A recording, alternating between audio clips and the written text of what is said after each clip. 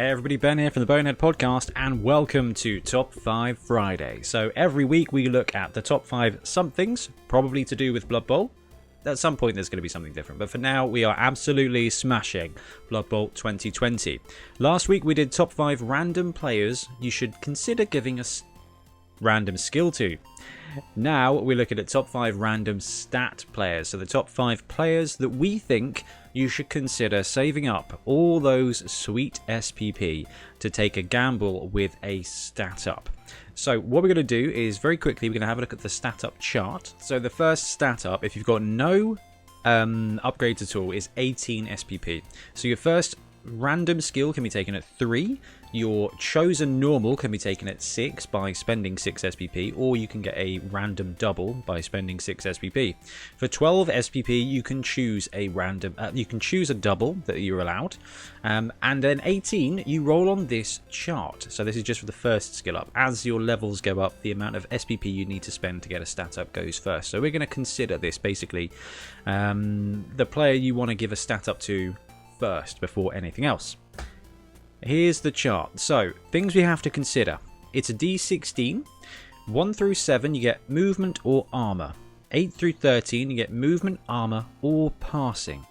14, you get a passing or agility. 15, you get strength or agility. And 16, you get to choose whichever one you want. If you don't like the skill, if you don't like the stat up that you get, you can trade that in and take a double skill instead. But for the purposes of this video, we are going to assume that you are going to be rolling one of these and that you're going to take it. So we are going to look at which players we think, the top 5 players we think, would be great rolling on this chart. And at number 5, we have every Blitzer ever and Witch Elves. So we're looking at this, and the chosen one we've got here is the Dark Elf Blitzer. However, this really does apply to every Blitzer that you can imagine. Even the Orc Blitzer. Now I know I'm going to get rage immediately saying, well, the Orc Blitzer is great. The Orc Blitzer is great, but I am of the opinion, you probably got this from looking at the other videos, that going from movement 5 to movement 6, not good enough. Movement 6 to movement 7 is okay. You are looking at them becoming basically the average speed of your average Blitzer. I mean, we're talking Pro Elf Blitzer, Dark Elf Blitzer, Human Blitzer, Skaven Blitzer, you know, all of these guys are movement 7, and they are good. That boost from movement 7 to movement 8, I think, is bigger than movement 6 to movement 7. Now, I know you guys have talked about this in the comments of other videos, and I love it. But the reason I think that is such a big jump is because 6 is average, right? I think the average is about 5.9 movement. 7 is still fine, but there is normally a player on every team that's that fast. Or not that far off, because it's movement 6. Movement 8, you're getting into the place where there's only 5 players that are actually movement 8 in the game, and then there's only a couple, only one that's movement 9. Then you get into what I would consider fast movement, which is why I think 7 to 8 is really good when 6 to 7 is just fine. And it might be that actually it's because I play a lot of elves, I play a lot of everything, to be fair. But Skaven obviously is my home team, and getting your Blitzer to as fast as my lineman seems like an incredible waste of 18 SPP, because if you have an Orc Blitzer, you can save up 18 and take the roll. That's absolutely awesome. What you could have done in the meantime is make him Mighty Blow Guard. And I guarantee you guys, you are going to get more out of your Orc Blitzer by giving him Mighty Blow and Guard than you will have making him movement 7. Now, that said, the rest of the upgrades you get from that roll are very tasty. So, movement 8 Human Blitzer, movement 8 Dark Elf Blitzer, like these things are fantastic. That is a great boost. Movement 8 is the same speed as a human catcher, so your Blitzer is the same speed as your catcher, and as we all know, Blitzers on a human team tend to be a really top tier scoring threat anyway. Then you end up with them being just as fast as normal. Noble Blitzers again are going to be awesome when you get to any kind of stat up on that. So, you know, movement 7 to movement 8 is going to be great. Let me just bring up my chart again. Yeah, so the second most likely one is movement, passing, or AV. So you've got all those results to get yourself to Noble Blitzer. Movement 8 is great, Strength 4 is fantastic, Agility 2+ is fantastic, Passing 3+ is of no use really, but the cool thing about the passing one is you will either get to swap it for an Agility, which you should definitely do, or a movement, which again, as we said, movement 8 is going to make you really, really scory. So when I say every blitzer ever, you should really consider it for every blitzer. And the extra point here with the blitzers is that they already generally start with a bunch of skills that you want them to have. They already start with block in this combat situation. The reason we've got Witch Elf here as well is because I consider them runners rather than blitzers, but they are absolutely hybrid role. Movement 8 Witch Elf with dodge, frenzy, jump up is going to be amazing. Strength 4, agility 1+. You know, basically everything on that roll just makes your Witch Elves and any blitzer imaginable better.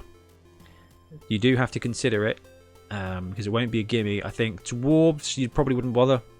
And orcs, you'd kind of, I don't know, those two skills sound great. But you can afford to wait with a human blitzer, and you can most certainly afford to wait with a dark elf blitzer. And normally you get 4 of them. And I think that's the other key thing here, is that dark elf blitzers, human blitzers, they're not in a hurry to level up. You've probably got a few of them that are scoring some skills. Actually, if the rest of them go on to become blodgers and then do, you know, horrible things with Mighty Blow and Guard, well then that's great. You've got one dude who's just slowly brewing up, and then you take that role with him, and then all of a sudden you've got an Ag 2+ human blitzer, you know, or a Strength 4 dark elf blitzer, and at that point they become real star players in your team. And that is for me why number 5 is mostly all the blitzers. Number 4, we have got almost every thrower. So we do have some specific players coming up. This is not going to be like the last list, but if you have a thrower on your team, if you don't need to rush them to get leader, and if you don't need to rush them to get accurate so they start playing ball better, then actually you can really consider saving up for that random roll. Now it says throwers, but it really means throwers and ball carriers. So kind of your ghouls and quite, you know, the orc thrower is definitely in there as well. The nobility thrower, I think, is probably one of the ones that is prime for this role more than others, because it is not a standard thrower. It is definitely a ball carrier that is subpar. By taking a roll on this agility, come along, Ben, on the stat increase chart, this player really benefits and becomes something special. Movement 8, I think, is what they're going to end up with if they get a bond boost. And as you know, guys, that's something that I'm very... Oh, no, they're only movement 6. So then going up to movement 7, I don't know, actually. That may not be the best one. But movement 7, you know, strength 4, agility 2+, passing 2+, it's going to start them getting really good. But the point is that this is every thrower. So the human thrower becoming movement 7 would be fine. I mean, it gives you one extra square to do stuff. And when you're a ball carrier, like a thrower, your job is to feed the ball to somebody else, and having that one extra square of movement, you don't need it to score. Like the movement 8 guys, the movement 7, 8 guys are going to be doing the scoring. You are going to be deploying the ball while they can hold on to the ball and move it and still score. Actually taking that role is going to be great. And there's a lot of extra things there. So for the human thrower becoming an agility 2+ or a passing 1+, or for the nobility thrower becoming agility 2+ or passing 2+, it really does level the field and just make them very good at their jobs. And that extra 1 square of movement as well is going to help you do that. So which throwers don't we think that's a good idea with? Let me tell you, Skaven thrower, now you are talking. With a Skaven thrower, I am going to be really tempted to just go for accurate and cannoneer, but a Skaven thrower at movement 8 is awesome, strength 4 is awesome, agility 2+ is awesome, passing 1+ is awesome. So the nobility thrower gets really good, but the Skaven thrower gets fantastic. There is not a role there that would not be great. Movement 8 Skaven thrower, awesome. And so the Skaven thrower is going to do great things at that level, and that applies to the underworld guy as well. Wood elf throwers are again in exactly the same bracket. Movement 8 would be lovely, strength 4 would be lovely, agility 1+, passing 1+. You know, they really start and become something really, really special. But you're thinking the maths doesn't add up on this. You can save 18 and go for a gamble to try and get passing +1 if you're a thrower. Or you can spend 6 and take accurate. And then spend 8 and get cannoneer. And basically you've increased your passing +1 on both ends of the stick. That is why this is probably a bigger gamble. Is it a bigger gamble? Actually, I think it's less of a gamble than the stats, because you do get the option to just chuck it away and take a double skill. And movement is always useful. So, don't know.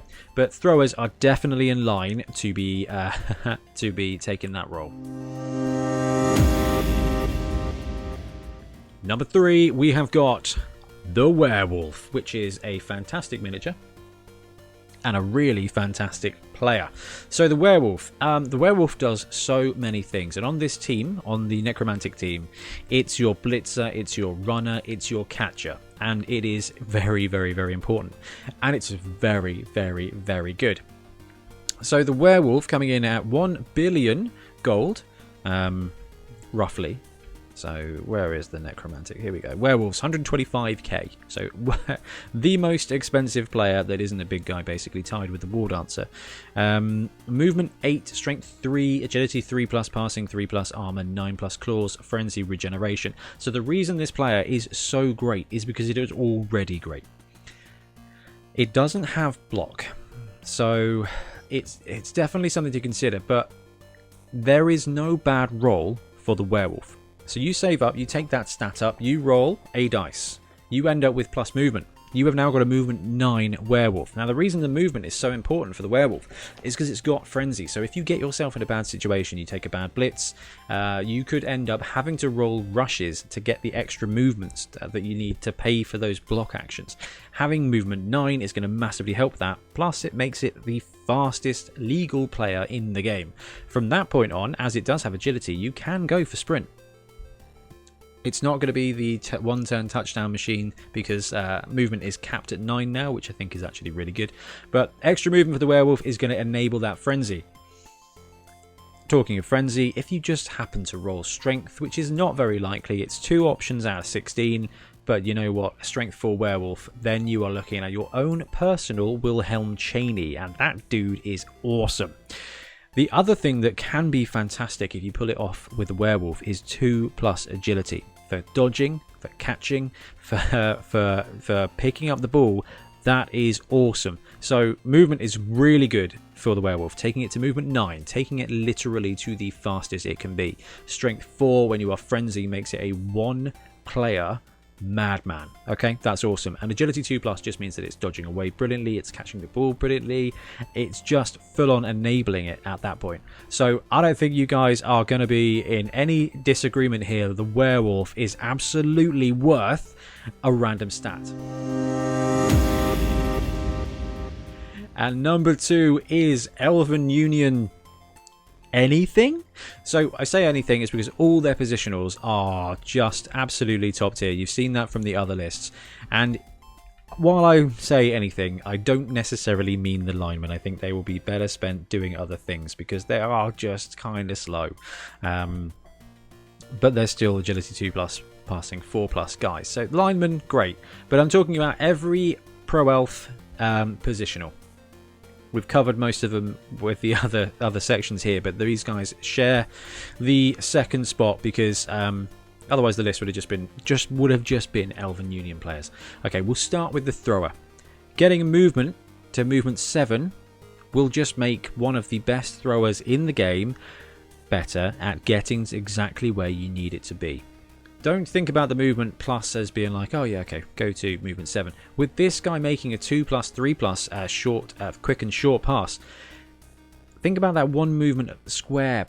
Basically means you are throwing a quick pass at 4 squares. It just brings you 1 square closer, and it means you can collect the ball, means you can get out of dodge, means you can do what you need to do. This is the worst option. The worst option of these stats is that you end up with a movement 7 agility 2+ thrower. You're as average as a Dark Elf Blitzer at that point. Sort of. Witch Elf. You know, you're as average as a Witch Elf that can throw. That is pretty sweet. The rest of the roles, though, just get absolutely tip top. Strength 4 is going to be good on everybody. I'm going to say that now because I'm probably going to end up repeating myself if I just say Strength 4 is great on everybody. Strength 4 is great on everybody. Strength 4 is one of the best skills in the game.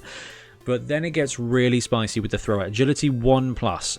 Passing 1+. These are both fantastic things. That means you're picking up a ball on a 2+ in a tackle zone. That means you are doing dodges into and out of tackle zones on a better spot.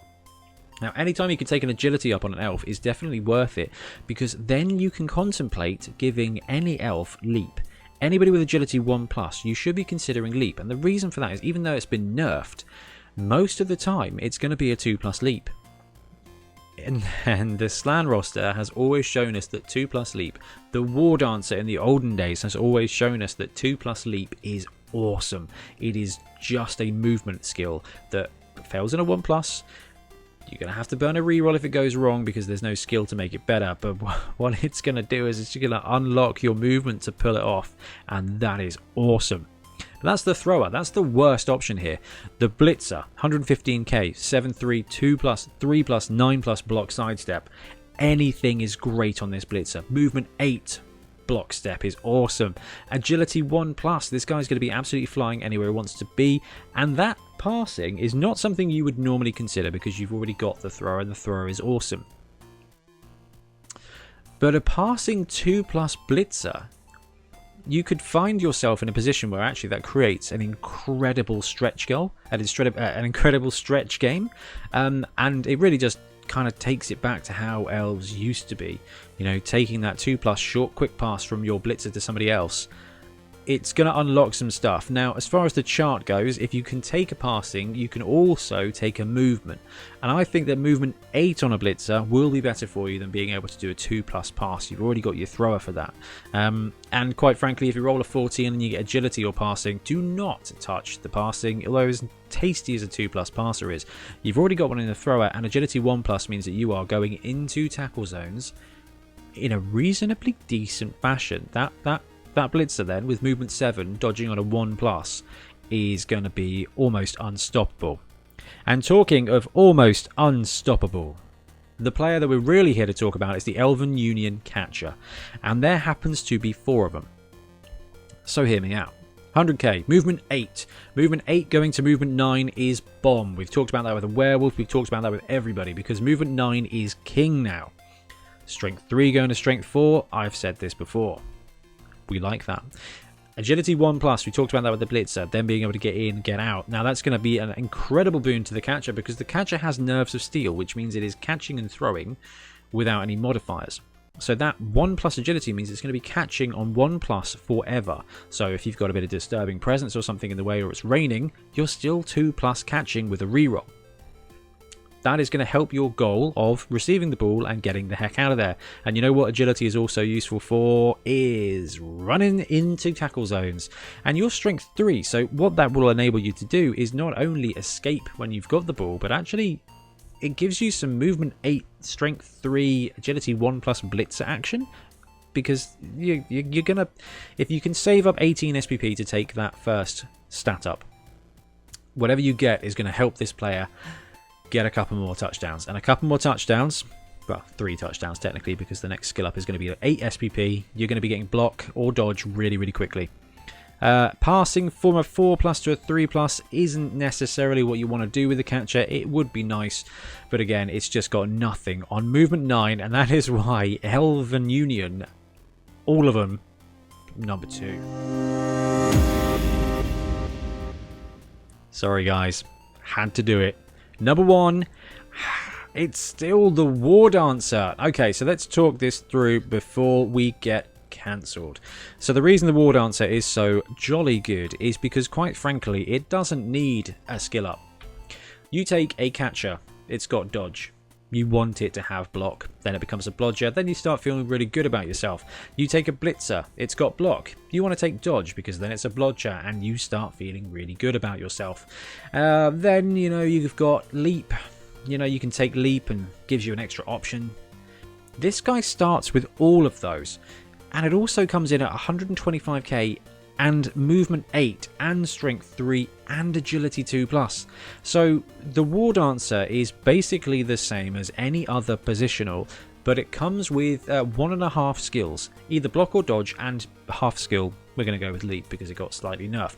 So it's already got basically a 1.5 skill up advantage on any other player in the game.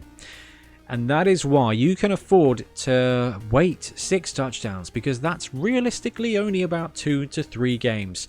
And then that War Dancer becomes just horrific.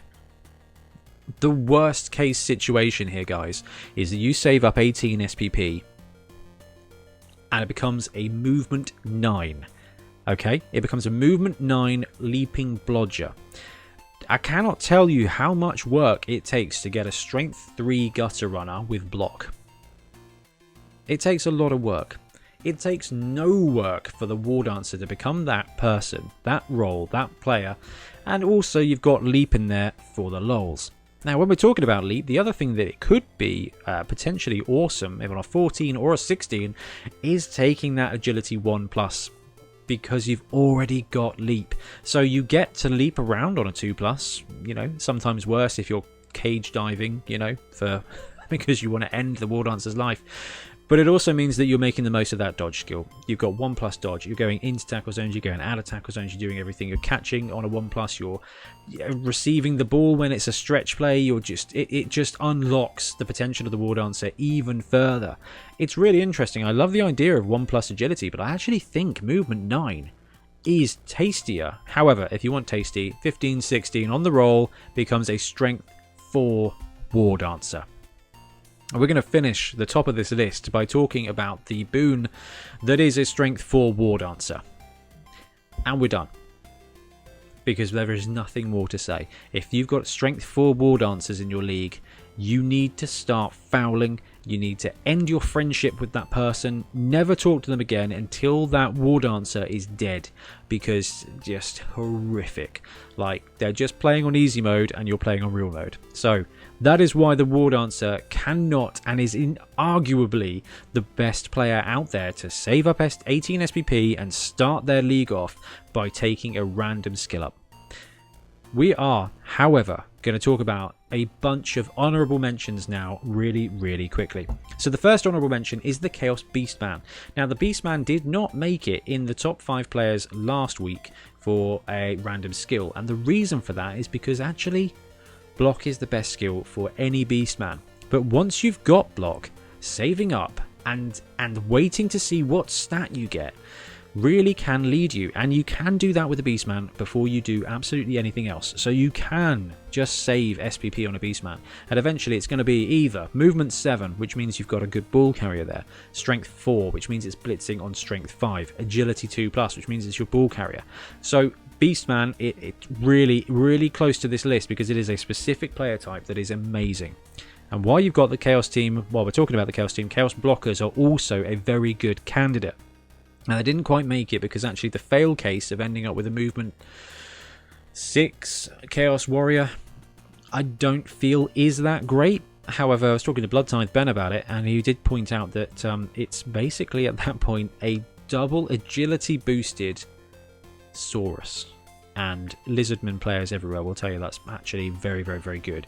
Now, whether or not you want to save and wait, you can do, because actually the great thing about Beastmen is you get like 6 of them on your starting roster, 7 of them on your starting roster. Chaos Warriors, you get 4 of them on your starting roster, so you can afford to just slow brew one of those up to be a stat caddy, and at that point it becomes really interesting. Let's just check the list. What else did we talk about? Actually, Skinks as well. The problem with Skinks is they're stunty and they are light and they are strength 2 and they're going to get blocked, so they may not survive. But actually, if you've got a Skink and you're just like, right, this guy is just going to wait till he gets 6 touchdowns and then we are going to make him movement 9 or maybe strength 3 or maybe agility 2+. All of that is really awesome, and I definitely wanted to call that one out. And the last one on our shortlist that we talked about with Ben and the boys was the Mutant Goblin. So Renegade Goblin, awesome. We love him. We came, very well off in the top 5 random skill players last week.